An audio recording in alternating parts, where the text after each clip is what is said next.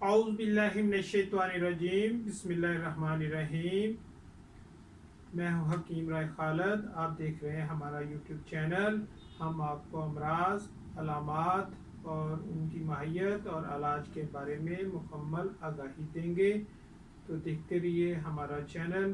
احتلام ماہیت مرض، احتلام عربی لفظ ہے، اس کا مادہ حلم ہے جس کے معنی خواب دیکھنا یا خواب میں جنسی لذت حاصل کرنا۔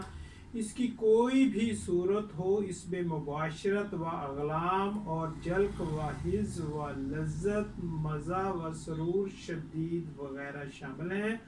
عوام میں یہ بدخوابی، خواب میں شیطان آنا یا خواب میں کپڑے خراب ہونا کہتے ہیں۔ انگریزی میں ناکٹرنک امیشن کہتے ہیں۔ حقیقت یہ ہے کہ نیند کی حالت میں جب منی اور اس کے اعضاء کو جسم پر دباؤ اور غلبہ ہوتا ہے تو طبیعت جنسی غلبہ کو پیش کر دیتی ہے، جس سے جنسی جذبہ میں اس قدر شدت پیدا ہو جاتی ہے کہ انسان بے قابو ہو جاتا ہے اور اس کا انزال ہو جاتا ہے، اور یہ اخراج منی بلا ارادہ ہو جاتا ہے۔ اس وقت انسان عام طور پر چت لیٹا ہوا ہوتا ہے، اس لیے احتلام خواب کی حالت میں اخراج منی کو کہتے ہیں، لیکن اکثر نیم خوابی کی حالت ہوتی ہے۔ سونے والا شخص خواب میں دیکھتا ہے کہ وہ اپنی بیوی سے جذبات محبت میں مشغول ہے، یا حظ، لطف، مزہ، سرور و لذت کے جذبات محبت میں مشغول ہے، یا حظ و لذت کے جذبہ شدید میں مبتلا ہے۔ پھر ایسی حالت میں اس کو بے اختیار بلا ارادہ انزال ہو جاتا ہے۔ احتلام کے متعلق بعض اتباع اور معالجین میں اختلاف پایا جاتا ہے۔ بعض کی رائے یہ ہے کہ یہ خواب میں انتہائی حظ، لطف، مزہ و سرور و لذت اور شدت جذبہ کا نتیجہ ہے، لیکن اکثر کی یہ رائے ہے کہ چونکہ اس میں مادہ منی کا نقصان ہے، اس لیے یہ مرض ہے، کسی مرض کی علامت میں شریک ہے۔ حقیقت یہ ہے کہ اگر احتلام گاہے گاہے ہو جو مادہ منی کے دباؤ سے ہو جاتا ہے تو کوئی بات نہیں، اس کی کثرت ضرور علامت مرض ہے۔ اسی طرح وقفوں اور تعداد میں بھی بڑا اختلاف ہوتا ہے۔ بعض کو ہر شب، ہر ہفتہ یا ہر ماہ میں ایک بار احتلام ہو جاتا ہے، اور بعض کو ہر شب، ہر ہفتہ، ہر ماہ کئی بار یہ حالت ہو جاتی ہے۔ جب جلد احتلام ہوتا ہے تو اس کا نقصان بھی بڑھتا جاتا ہے اور طبیعت بہت پریشان رہنے لگتی ہے۔ اس لیے جب احتلام میں کثرت ہو جائے اور جسم میں ضعف پیدا ہونا شروع ہو جائے، جس کے ساتھ پریشانی بھی شریک ہو، تو ضرور اس کے علاج اور مداوا کی طرف توجہ کرنی چاہیے، ورنہ نقصان کا خطرہ ہے۔ احتلام کی شدید صورت رات کے احتلام کی طرح اگر کبھی کبھار دن میں بھی احتلام ہو جائے تو یہ بھی کسی مرض کی علامت میں شامل نہیں ہے، اور ذہنی یا منی کا جسم پر دباؤ ہے۔ لیکن اگر یہ رات کی طرح دن میں بھی کثرت اختیار کر لے تو ایک خطرناک صورت ہے۔ دن میں احتلام کی صورت دراصل احتلام شبینہ یعنی شب کی ترقی یافتہ صورت کا نام ہے۔ اس کو عربی میں ضرور اور انگریزی میں البربولیشن کہتے ہیں۔ اس کی صورت یہ ہے کہ پہلے رات کو انزال ہونا شروع ہو جاتا ہے، پھر رفتہ رفتہ شدت اختیار کر کے آلات منی پر قبضہ کر لیتا ہے، اور وہ آلات ایسے ذکیل حس ہو جاتے ہیں کہ دن کو بھی ادنا ادنا سے خواب میں تحریک احتلام ہو جاتا ہے۔ پھر قباطل منی یعنی ایسے کمزور ہو جاتے ہیں کہ فوراً اپنے مادہ کو باہر نکال دیتے ہیں۔ احتلام کی خطرناک صورت: جب احتلام کی حالت زیادہ شدت اختیار کر لیتی ہے تو خطرناک صورت پیدا ہو جاتی ہے۔ یہ احتلام کی تیسری صورت ہے۔ اس میں آلات منی بہت زیادہ ذکیر حس ہو جاتے ہیں اور منی انتہائی طور پر رقیق یعنی پتلی ہو جاتی ہے۔ اس میں غلظت نہیں رہتی، منی پانی کی طرح ہو جاتی ہے، خواہ نوز ہو خواہ نہ ہو، ذرا سی تحریک سے اخراج پا جاتی ہے، اور بعض وقت پاخانہ پھرتے وقت ذرا سا زور لگایا جائے تو منی امتحان کیا جائے تو دانائے منی کم ہو جاتے ہیں اور حیوانات منی بہت ہی کم ہو جاتے ہیں، اور اکثر حیوانات کرم منی کی دم نہیں ہوتی، صرف سر ہی نظر آتے ہیں۔ یہ منی کرم تاخام ہوتے ہیں، اس لیے اس سے نطفہ قرار نہیں پا سکتا، اور بعض اوقات اس میں خون کے نقطے نظر آتے ہیں۔ جبکہ ایک عرصہ تک یہی حالت رہتی ہے تو خصیوں میں سوزش واقع ہو جاتی ہے اور اس کی حالت خراب ہو جاتی ہے۔ احتلام کے اسباب: امتلاء منی، سوزش و خراش، آلات مخصوصہ، فاسد خیالات کا غلبہ، مجرد رہنا، کثرت مباشرت، اکثر حظ و لذت اور مسرت کے ماحول میں رہنا، موسیقی و نغمہ اور رقص و سرور زیادہ مشغول رہنا، جذباتی ناول اور افسانے پڑھنا، اکثر چت لیٹنا یا اوندا سونا، بھوک کے بغیر کھانا، قبض، بد ہضمی، پیٹ میں کیڑے، ان میں بعض اسباب وقتی ہوتے ہیں اور جب وہ ختم ہو جاتے ہیں تو احتلام ختم ہو جاتا ہے، اور جب یہ اسباب پیدا ہو جاتے ہیں تو احتلام شروع ہو جاتا ہے۔ لیکن عارضی اسباب میں شکم پری، نرم بستروں پر سونا اور سوتے وقت مثانہ کا پیشاب سے پر رہنا خاص طور پر قابل ذکر ہے۔ رات کو دیر سے سونا بھی احتلام کے اسباب میں شامل ہے۔ علامات احتلام: مذکورہ بالا صورتوں کے علاوہ ضعف و نکاہت کے آثار، مثلاً کمزوری، دماغی محنت کا نہ ہو سکنا، خیالات کا منتشر رہنا، توجہ کا کسی خاص امر پر مجتمع نہ ہونا، تھوڑی دور آنے جانے پر پنڈلیوں کے عضلات میں کمزوری کی علامات کا پایا جانا، صبح کے وقت بستر خواب سے بیدار نہ ہو سکنا، سر کا بوجھل رہنا، نسیاں کا لاحق ہو جانا۔ جب یہ علامات زیادہ ترقی کر جاتی ہیں تو انتہائی علامات کے نام سے موسوم ہو سکتی ہیں، مثلاً کوئی کام محنت کا مریض سے نہیں ہو سکتا، کسی قسم کی محنت ہو، دماغی یا جسمانی، تھوڑا سا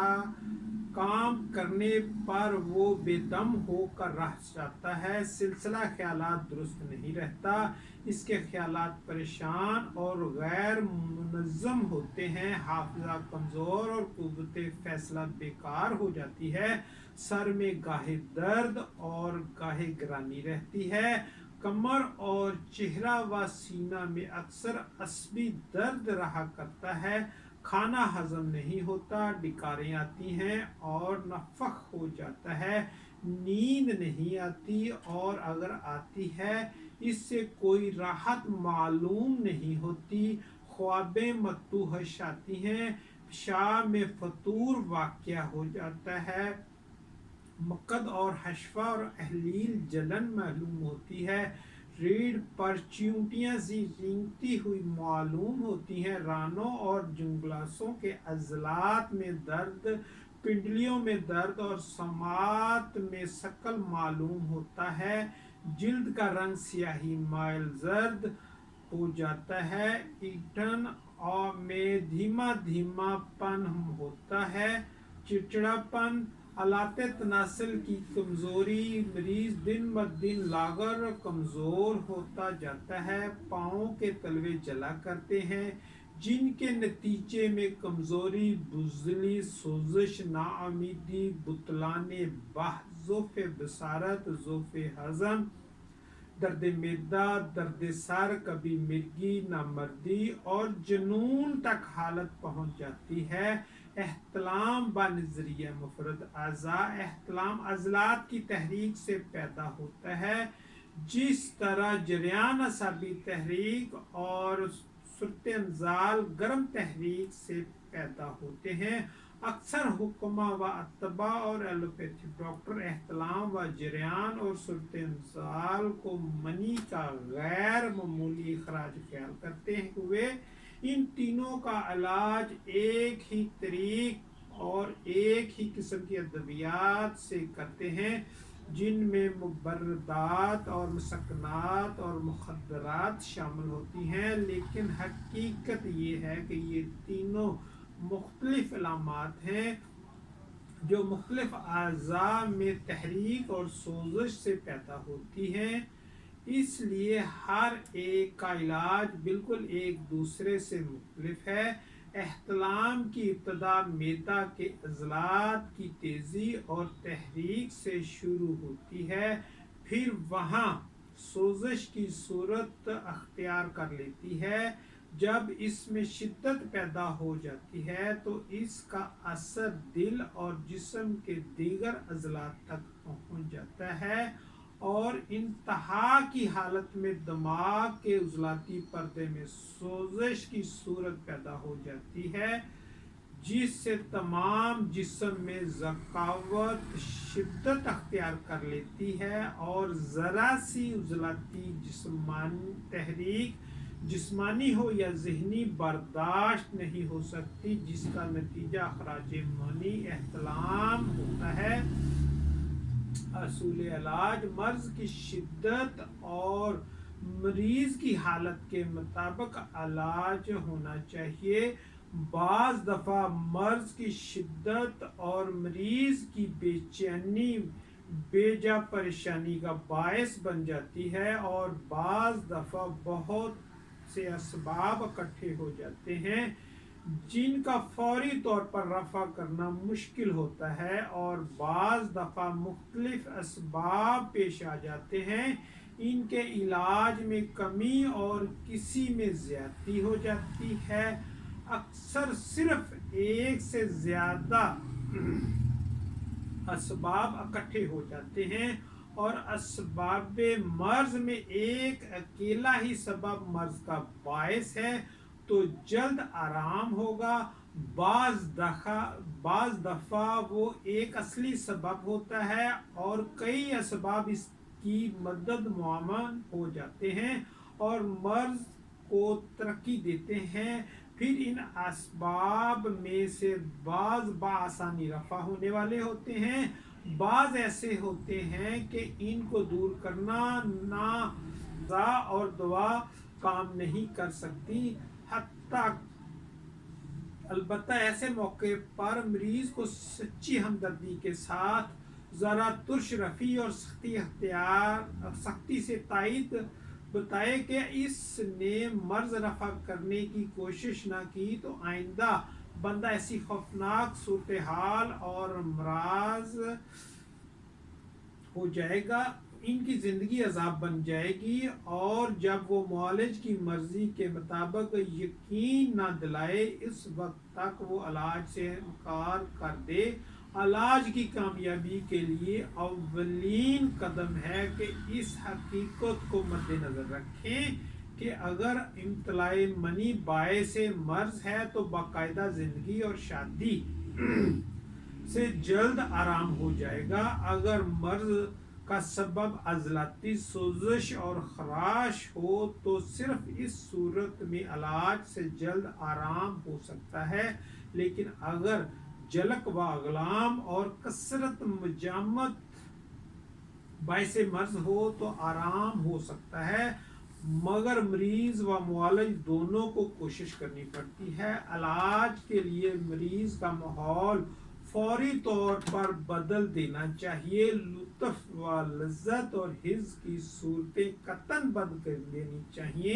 इश्क व मोहब्बत के सिलसिले रोक देने चाहिए। नावल व अफसाने, टेलीविज़न, फहश वीडियो और इंटरनेट के सिलसिले बंद कर देने चाहिए, बल्कि दोस्तों की मोहब्बत खुसूसन जज्बाती किस्म के दोस्तों से बिल्कुल दूर रहना चाहिए और दीनी तालीम पर ख़ास तौर पर अमली इस्तकामत नेमत के साथ गामज़न हो जाना चाहिए। सुबह के वक्त जल्दी उठना, नहाना, जिस्मानी और ज़हनी तौर पर पाक व साफ रहना, अक्सर औकात अपने काम में मशगूल रहना चाहिए। आइए रोज़ाना सुबह व शाम इस कदर वर्जिश करना और मेहनत करे कि थकन के बाद आराम और नींद के लिए तबीयत मजबूर कर दे। आँख खुल जाए तो फौरन उठ बैठना चाहिए। लेटे रहना नुकसान का बायस होता है। इसके अलावा ख्यालात की पाकीज़गी लाजमी जुज़ है। ग़ज़ाई इलाज मरीज को सिर्फ ग़ज़ा से उस वक्त तक दूर रहना चाहिए जब तक इसको शदीद भूख ना लगे। ऐसी सूरत में सिर्फ फल देते रहना चाहिए। फलों के जूस भी दे सकते हैं। जब भूख की शिद्दत हो तो सुबह की ग़ज़ा में मक्खन और दूध या चाय, मगज़ बादाम पीसकर और मक्खन में मिलाकर भी दे सकते हैं। अगर भूख ज़्यादा हो तो डबल रोटी, मक्खन या घी में तरबतर खाकर दूध या चाय पी सकते हैं। दलिया या देसी घी में तरबतर नमकीन या मीठा खाकर दूध या चाय पी सकते हैं। हम रोटी चावल भी खा सकते हैं। रात को दूध या चाय में मक्खन या घी मिलाकर वाली ग़ज़ा दे सकते हैं और इसके लिए हमारा एक ख़ास एहतलामी कोर्स है, 2 महीने का कोर्स है, वो आप इस्तेमाल करें तो इंशाल्लाह मुकम्मल तौर पर इस खबीस मर्ज़ से निजात हासिल कर लेंगे। कोर्स की कीमत है 2 महीने के कोर्स की कीमत है 4000 रुपया। मंगवाने के लिए हमारे दिए गए नंबर पर रब्ता कर सकते हैं।